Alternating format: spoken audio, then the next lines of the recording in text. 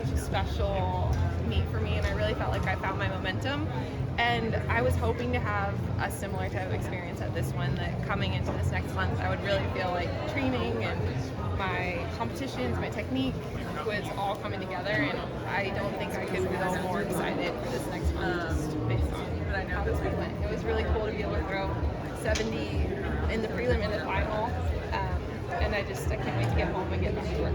Do you feel like the series, I mean, all over 67, ending on your last throw with that big 70 throw, like, do you feel like that's an indication of like what's to come and what you can still kind of have to hope for moving forward? Yeah, definitely. I think truthfully it was pretty hard the last two World Championships, that like when the competition got hot, not being able to respond. So I think I gained a lot of confidence from this 6-round throw, the whole stadium clapping and being able to do it in the moment. So I think that's one of those tricks I'll now have in my back pocket, that if I find myself in a situation like that again, I can perform in a way that I really feel good about. Valarie, you seem to be throwing with a lot of joy before and after every throw. Was that confidence, or were you just in a good state of mind today? I mean, you just like to have a great time out there. It was a great time. I think it's been a bit of a journey. In 2021, it was so fun to be the underdog in climbing. That was such a fun feeling. And I think the last 2 years, I just felt pressure, and I lost like that excitement to go for it, and I feel like it's just back. You know, whatever the result is, I'm really grateful for just how my life has changed, to have more balance and consistency outside of track, that I feel like it's showing itself now when I walk into the ring. And I mean, I think it's helping me get to that next level that I've always hoped was there. What's the balance you found?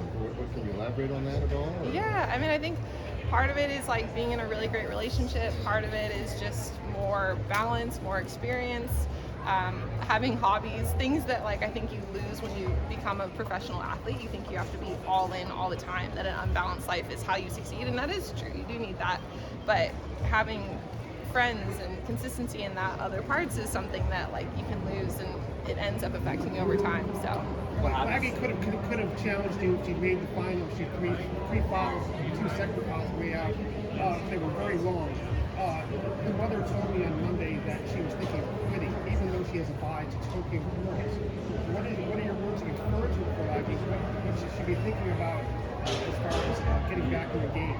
Yeah, I hope that she finds what makes her happy, and if that's throwing, that she has a long career in that, and if it's not, then I hope she finds joy in whatever else is next for her. What hobbies did you find that you discovered that you needed to have to kind of augment your training? Cooking, having a dog, friends again, you know, I mean, just kind of like basic stuff that I think like it's just something to look forward to. Card games, board games, it's kind of like normal human stuff, you know, but it just feels really nice.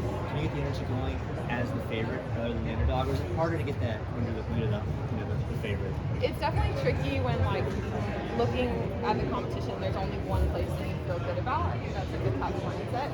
But 3 years ago is a long time, you know. I mean, when you talk about like repeating a title, it's hard to think that like so much was different in my life then. That I feel like I'm like on a new journey pursuing a new goal, and I really want to. Like I feel like I can't do it. I'm excited. I'm very like all into doing it, and whatever outcome that like yields, I'll feel really good about. Val, the last time you were at the Olympics, it was obviously a pretty different experience, and it seems, I know every time you're at Hayward Field, your victory lap, I mean, you're talking to every single person, and every single person is high-fiving you. Everyone gets a signature.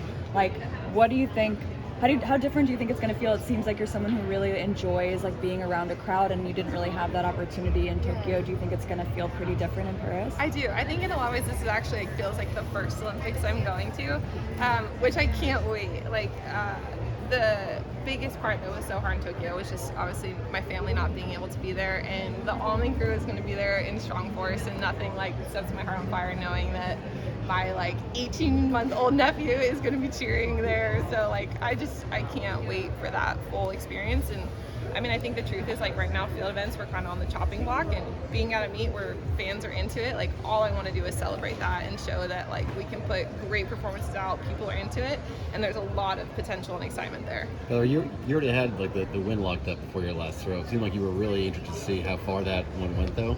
What was kind of going through your mind, and why did it mean so much to you to see how far that last throw went? Yeah, I really felt like I had the potential to be in PB shape today, which would have been just really special. I know that like how Zeb is writing training and we're approaching life, that I have the potential to be the best I've ever been, and to actually do that, right, to like see that mark pop up, it's definitely like propelling my energy right now, and I'm really excited to keep working hard and trying to accomplish big goals. You spoke about, mentioned the field events kind of like in a tough place right now. I guess I am curious about your thoughts around MJ's, Grand Slam track league and the space of field events in track and field right now. Yeah, I think any money going into track and field, one, is great, even if it's just track right now, that's where it has to start. I think it was pretty surprising that some of the more maintainable field events weren't in there, like long jump, pole vault, high jump events that have already been street type comps. But I think that it can really grow. It's just people need to keep being vocal that they want to compete more often. This is a new format, and I think if athletes are passionate about it, eventually the top athletes across any event will want to be seen, right? And if they're into it, hopefully that leads to more opportunity. You became